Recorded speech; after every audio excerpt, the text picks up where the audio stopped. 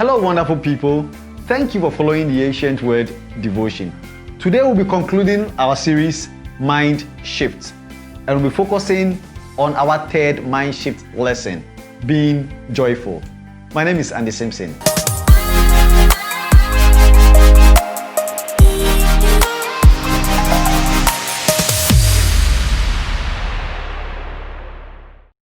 Let me ask you today, what are the things that brings joy to your heart?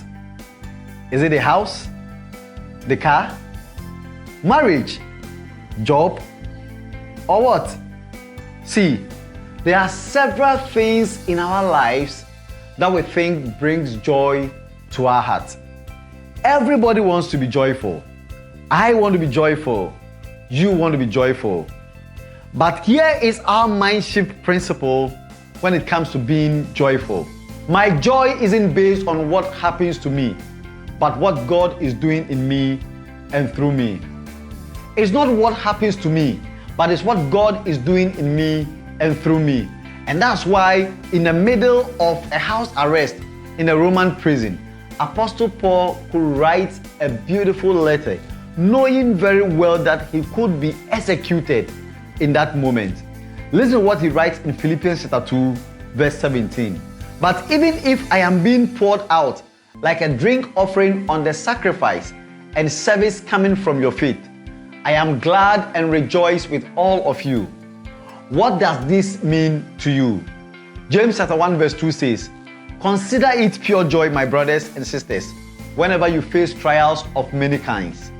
I'm glad because you know what? It's not about me. It's all about Him. It's never been about me. It's always been about Him.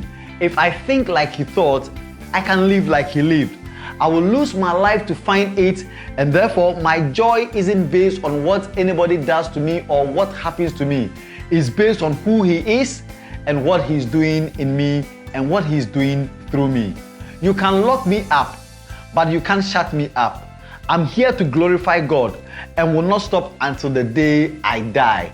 Why? Because my joy is not based on what happens to me. My joy is based on what God is doing in me and through me. That is our third mind shift principle.